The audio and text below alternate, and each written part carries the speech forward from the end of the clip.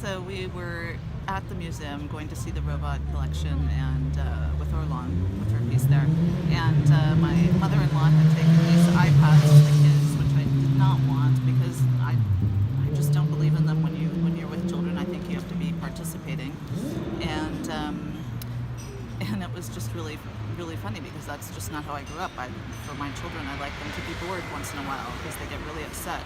And I make a joke with them even, and they say, "Oh, Mom, I'm bored." I said, "Oh, hi, nice to meet you, bored. What's your, they get really upset.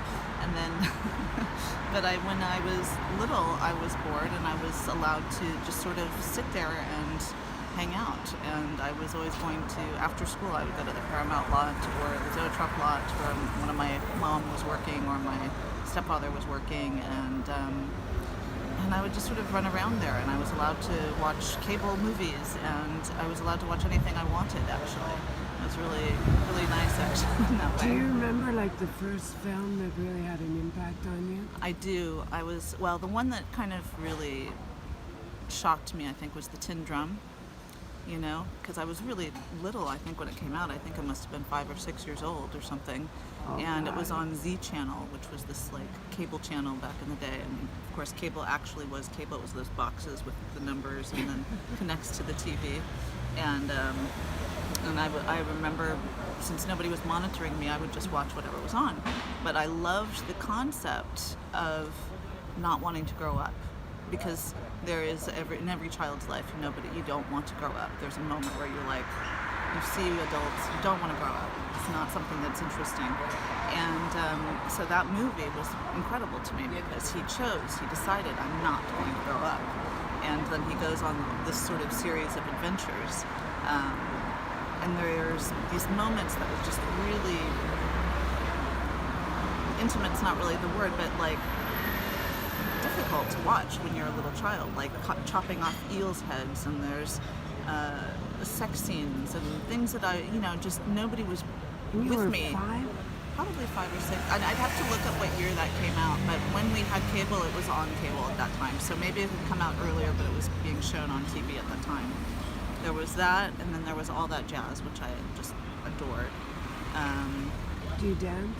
I did. I was a dancer for many years. I was in the Los Angeles Junior Ballet Company. I joined that when I was 10, after living in Paris, actually, where I had 2 very mean Russian teachers with sticks, but they got me into shape, and I went back, and I was, professional level, child, but, I was able to dance, yeah. Did that till I was about 16, so I loved it. And how did you get into your film producing? How did that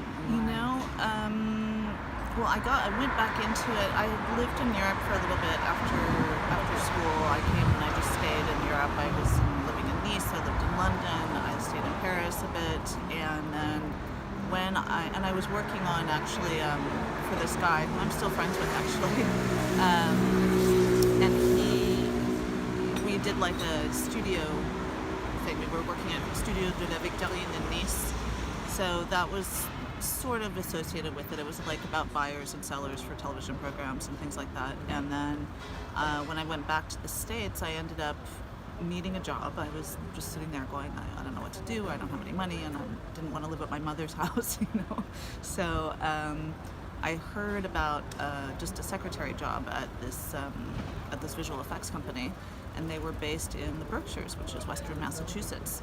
And so I don't know how I did it, but I bought a plane ticket. I showed up and I started answering the phones one morning because they didn't have anyone hired yet. I just started doing it, and I made really good coffee, and I got the job. and they were working. It was for this visual effects company that was doing work with Doug Trumbull, who was amazing. And he was doing all these sort of miniatures and stuff, and shooting all of that out there in the woods, basically. And there was these sort of made into these film studios out in the woods in the Berkshires. It was really cool. And so that's sort of how I started to go back into it. And I ended up working for that company for many years. I moved up to working as a coordinator, and I had a lot of fun. I did a lot of weird, random things. I was a stand-in for Jay Davidson for Stargate. They had to do a reshoot, and since he was a little too,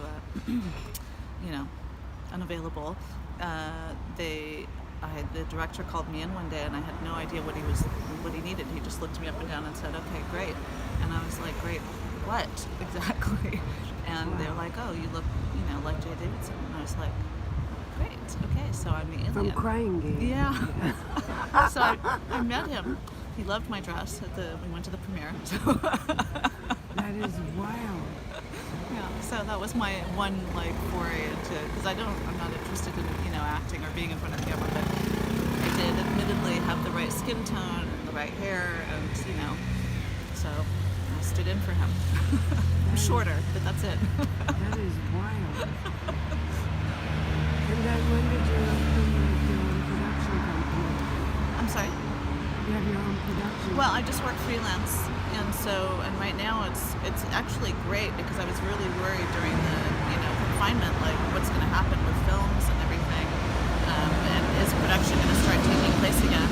And I've been getting inundated with calls and people saying, "Okay, well, we have this project, and you help us find money on this.